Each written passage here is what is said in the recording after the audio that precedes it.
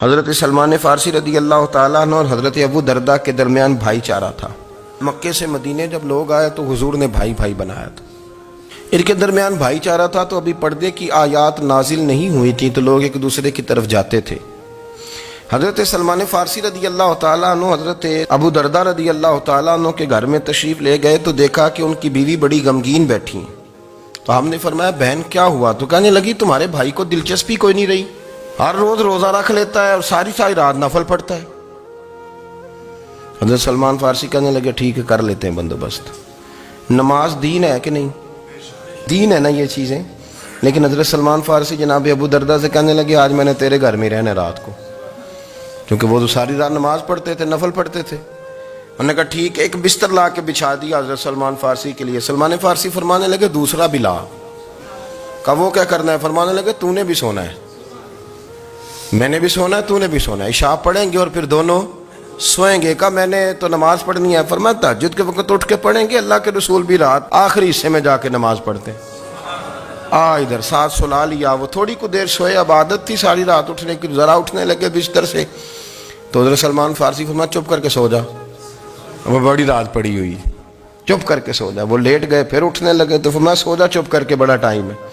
سحری کے وقت اٹھے، نفل پڑھے۔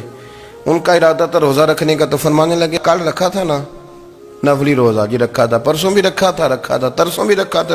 فرمایا آج نہیں رکھنا، آج میں تیرا مہمان ہوں، سارا دن کٹھے مل کے روٹیاں کھائیں گے، آج نہیں روزہ رکھنا، سلا دیا۔ اب حضرت ابو دردہ رضی اللہ تعالیٰ عنہ کہہ تو کچھ نہ سکے، پر کہنے لگے سلمان تم پتہ تم کیا کر رہے ہو؟ نہ تم نے مجھے رات اٹھ کے زیادہ نفل پڑھنے دیے، سویرے روزہ نہیں رکھنے دیا۔ تو حضرت سلمان فارسی کہنے لگے کوئی لمبی بات تو نہیں نا، چلتے ہیں نا ابھی فجر میں مسجد نبی میں تو نبی پاک کو بتاتے ہیں، سرکار دو عالم علیہ السلام کی خدمت میں تو اپنی بات کرنا، میں اپنی کروں گا، حضور نتیجے کا اعلان فرما دیں گے، بات طے ہو جائے گی۔ حاضر خدمت ہوئے، عرض کی یا رسول اللہ صلی اللہ تعالی علیہ وسلم یہ ساری رات نفل پڑھتے ہیں، ہر روز روزہ رکھتے ہیں، ان کی اہلیہ غمگین بیٹھی ہیں، حکم فرمائیں۔ تو نبی پاک صلی اللہ علیہ وسلم نے فرمایا پھر ہوا کیا؟ یا رسول اللہ میں نے رات سلایا ہے، سحری میں اٹھایا ہے، سویرے روزہ نہیں رکھنے دیا۔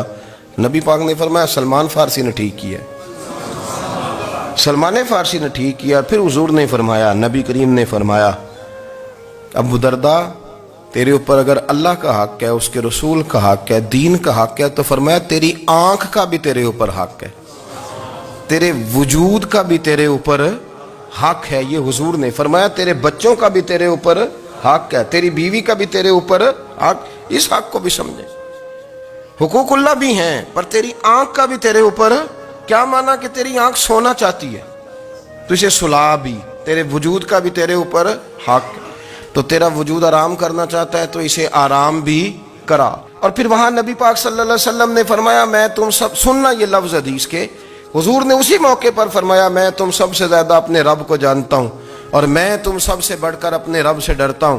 حضور فرمانے لگے میں روزہ بھی رکھتا ہوں، افطار بھی کرتا ہوں، یعنی کبھی رکھتا ہوں اور کبھی نہیں رکھتا۔ فرمایا میں نفل بھی پڑھتا ہوں اور اپنی بیویوں کو وقت بھی دیتا ہوں۔ سرکار مسجد میں بھی آتے تھے، نواسوں کے ساتھ کھیلا بھی کرتے تھے، ان کے ساتھ پیار بھی کرتے تھے۔ تو اتنے بڑے حقوق حضور نے بیان فرمایا عورتوں کے کہ تمہاری بیوی کا بھی تمہارے اوپر۔ لو ایک حدیث بخاری کی اور یہاں بیان کر دیتا ہوں۔ ایک شخص نے آ کے عرض کی یا رسول اللہ صلی اللہ تعالی علیہ وسلم جہاد کے لیے تیاری ہو گئی ہے، صفیں بن رہی ہیں، مجاہدین کی تیاری ہے، تو میرا بھی نام لکھ دیا گیا ہے مجاہدوں کی لسٹ میں، لیکن یا رسول اللہ صلی اللہ تعالی علیہ وسلم میری بیوی نے حج کی تیاری کر لی ہے اور میرے دوستوں نے، صحابہ نے میرا نام مجاہدین کی لسٹ میں لکھ دیا، تو میرے لیے کیا حکم ہے؟ یہ بخاری مسلم ہے۔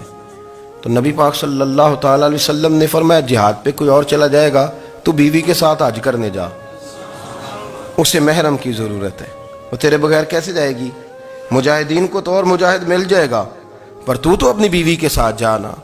نبی پاک صلی اللہ علیہ وسلم نے مرد کو محافظ بنایا ہے، عورت کو مرد کا قیدی نہیں بنایا، بلکہ عورت کو حفاظت عطا کی اور مرد کو اس کا محافظ بنایا۔ اب بچیاں آزاد ہونا چاہتی ہیں، اور آزادی بھی وہ والی کہ جو بنیادی طور پر آزادی نہیں، فحاشی ہے۔ میں نے بہت پہلے کہا ہے کہ اسلام بیٹیوں کو قیمتی سمجھتا ہے، جس بندے کے پاس 20 تولے سونا ہو وہ چوک میں لے کے نہیں آتا، وہ قیمتی چیز ہے، اس نے چھپا کے رکھی ہوتی ہے۔ تو جو نبی پاک صلی اللہ علیہ وسلم کا کلمہ پڑھنے والے بیویاں، اسلام انہیں قیمتی سمجھتا ہے، کہتا ہے کہ تم قیمتی ہو لہذا گھر کے اندر رہو، تم باہر نہ آؤ۔ لیکن عورتیں ہیں کہ ان کو بلا وجہ لوگ خراب کر دیتے ہیں اور بلا وجہ وہ اس مغالطے کا شکار ہو جاتی ہیں۔ اب آگے بڑھتے ہیں۔ قرآن مجید نے سورہ نور کی آیت نمبر 30 میں کہا کہ کل للمؤمنین یغضوا من ابصارہم، فرمایا کہ اے محبوب علیہ السلام مومن مردوں سے کہہ دو کہ اپنی نظریں جھکا کے رکھیں، اپنی نظریں۔ اور اگلی آیت میں فرمایا وَقُلْ لِلْمُؤْمِنَاتِ يَغْضُضْنَ مِنْ أَبْصَارِهِنَّ، فرمایا کہ اے محبوب مومن عورتوں سے بھی کہہ دو کہ اپنی نظریں جھکا۔ مرد بھی اپنی نظر جھکا کے رکھے گا عورت کی طرف، لیکن یہ ساری پابندی صرف مرد پر نہیں، عورت بھی غیر محرم کا چہرہ نہیں دیکھے گی، اس پر بھی اسی طرح نظر جھکانے کا حکم ہے جس طرح کہ وہ ہر دکاندار کو بھائی جان کہہ کے گفتگو کرنے کی اس کو بھی اجازت نہیں ہے کہ وہ سمجھے کہ پابندی تو مرد نے کرنی تھی، میں نے تھوڑی کرنی تھی۔ وہ جس کے پاس جائے، جہاں بھی جائے، ڈاکٹر کے پاس جائے، باہر جائے، تو وہ جس طرح مرضی اس کا دل چاہے وہ بات چیت کرے، اس کی عورت کو بھی اجازت اسلام نہیں دیتا۔ بنیادی طور پہ اسلام شرم و حیا کا دین ہے، حیا کی بات کرتا ہے۔ حیا کی جب ہم تعریف کرتے ہیں تو حیا کی تعریف یہ ہے کہ کوئی کبھی چیز دیکھ کے نہ تو آپ کی طبیعت میں کراہت محسوس ہو، آپ کوئی غلط جملہ منہ سے نکالتے ہوئے ذرا جھجکیں، آپ کوئی غلط بات کرتے ہوئے تھوڑا بوجھ محسوس کریں۔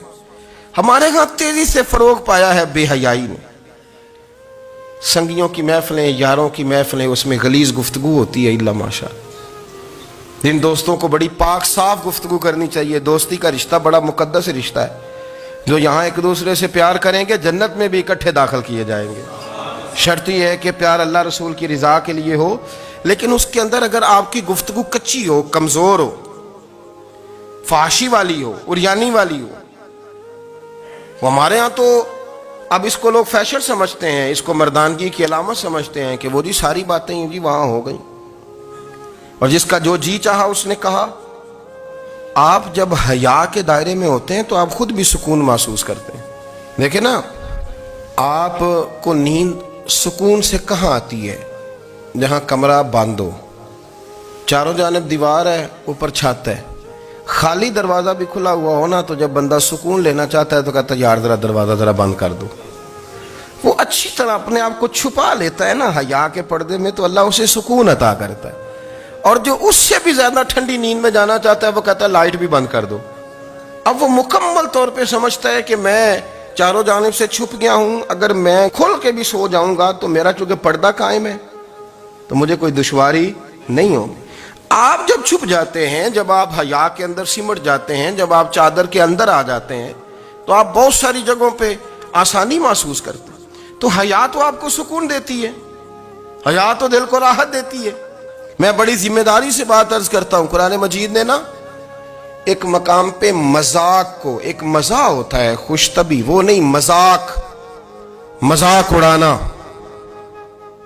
قرآن پاک نے نا مذاق کو ایک جگہ پہ جاہلوں کا طریقہ بھی قرار دیا ہے۔ بنی اسرائیل کے لوگوں سے حضرت موسیٰ نے کہا کہ گائے ذبح کرو اور ایک ٹکڑا مقتول کو مارو، زندہ ہو کے خود بتا دے گا مجھے کس بندے نے قتل کیا۔ تو کہنے لگے آپ ہمارے ساتھ مذاق کر رہے ہیں۔ تو قرآن مجید کہتا ہے کہ حضرت سیدنا موسیٰ علیہ السلام فرمانے لگے اعوذ باللہ ان اکون من الجاہلین، فرمانے لگے میں اللہ کی پناہ مانگتا ہوں کہ میں جاہلوں میں سے ہو جاؤں۔ یہ مذاق کرنا تو جاہلوں کا طریقہ ہے۔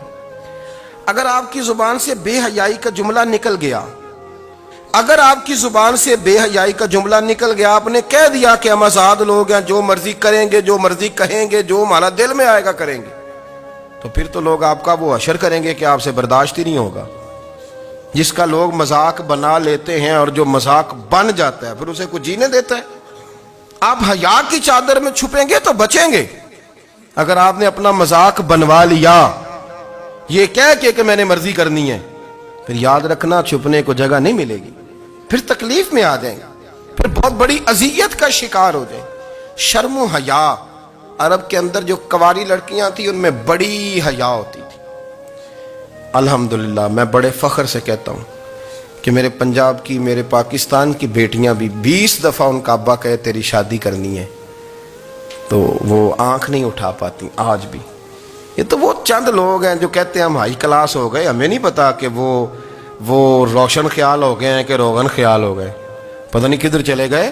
ورنہ ہماری بیٹیاں آج بھی جب ان سے ان کا باپ، ان کی ماں بات کرتی ہے تیری شادی کی، تو وہ تو شرم کے ساتھ پچھلے سے پچھلے کمرے میں چھپتی ہیں۔ یہ اللہ نے فضل کیا ہوا ہے اس ملت پر۔